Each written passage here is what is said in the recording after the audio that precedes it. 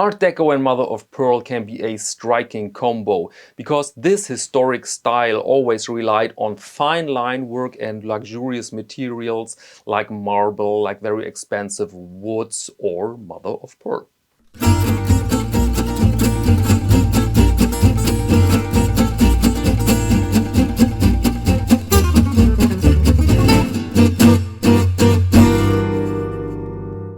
Welcome to Caseback Watches. My name is Tim and our topic today is the Vario Empire with the mother of pearl dial. These people are deep in love with the first decades of the 20th century, and I think this Empire model is the backbone of their lineup. And the first batches of the Vario Empire were produced in, I don't know, quality control in Singapore, but production elsewhere. Perhaps China, I don't know. But now the company states that the new batch is made in Japan, and they swapped the movement. The older ones came with a Seiko movement, and now we have the good old Myjota movement in these Japanese made watches. And I think this is an achievement because Japan offers insane quality, but of course it's very expensive, and I can imagine that it was pretty hard to make a proper calculation around this new batch that will be priced around our 400 US dollar mark. Depends a bit, as always, on your location, depends on VAT, custom and such things, but very affordable watch again.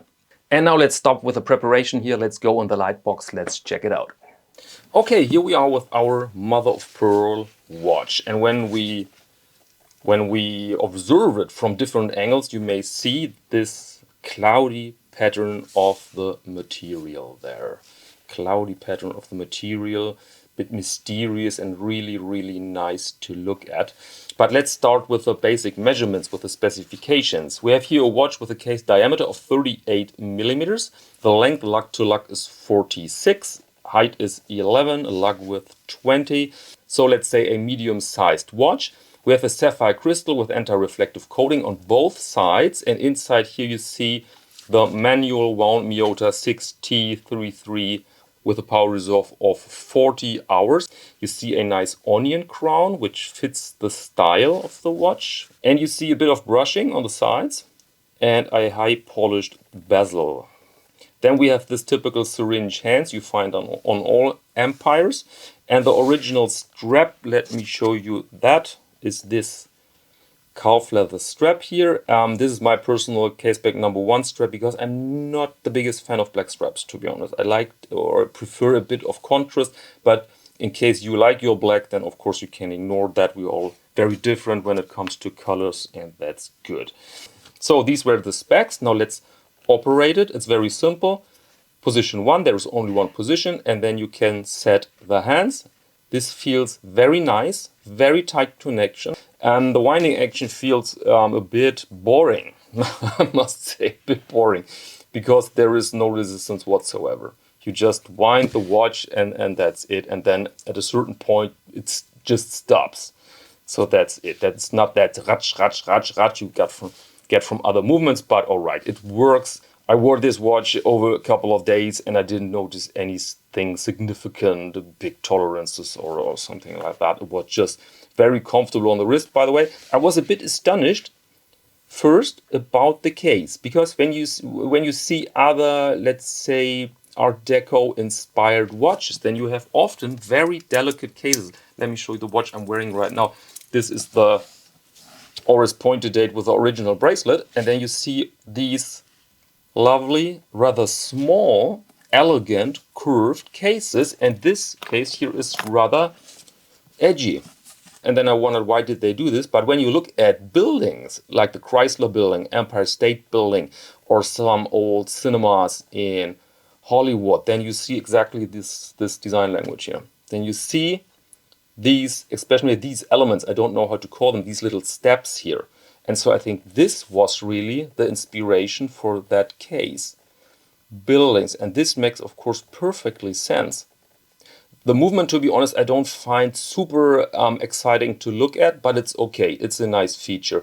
And note please that here's still an old Caseback, doesn't say made in Japan.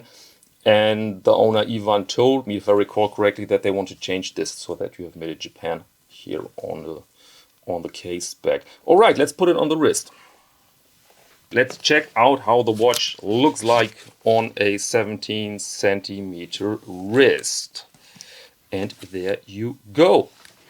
White shirt, so perfect match. Nice contrast with the strap, and you see it's very comfortable on the wrist. It's not really high, and the original strap would look like this. There you go. There you go. So I'm very happy with that. Very happy. I mean, this is not the perfect watch when you do your workout or you're gardening or something like that. But if you're in the office or in a nice club, restaurant, cafe, just works. And it's not this bland white, it's just more going on this dial. So lovely material, lovely watch.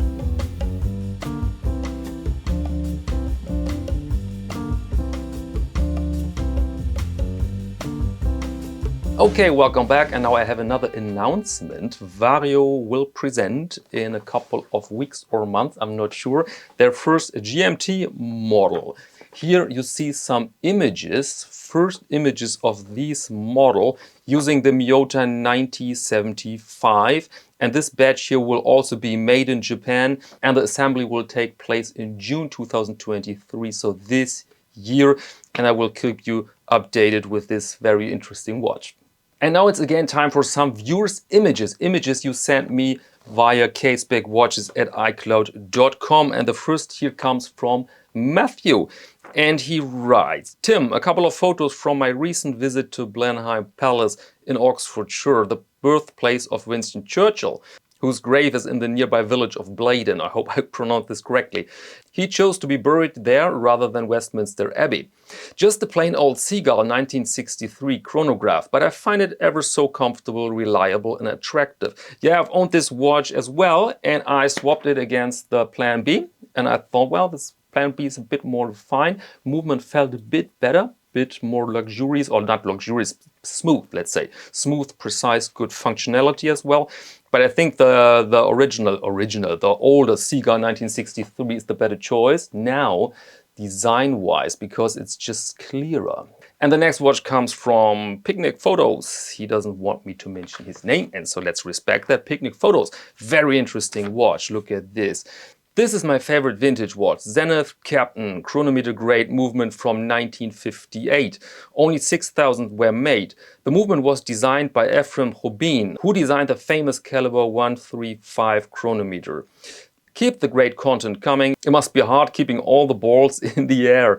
Kind regards from Scotland. Yeah, thank you very much. Sometimes it is a bit of a challenge, but it's fun as well. And it's also very interesting to see one of my oldest wallets there under the watch. This was a very early draft, and I stopped the production because I thought, well, it's so basic and so simple, I cannot do this anymore. But in fact, it's one of my own wallets is exactly this model in the darker color, sold out. These wallets were made from single hides, so absolutely not possible to reproduce a certain badge, but it was fun. The limitation was fun. Maybe I should do it again, because they're very usable, very handy. So if you're interested that this thing comes back into the shop, casebackwatches.com, let me know in the comments, please. And as always, if you like to participate here with your own wrist charts and images from your hometown, your area, then feel free to write at casebackwatches at iCloud.com. All right, and that's all for this episode. Thank you very much for your attention, and see you next Friday.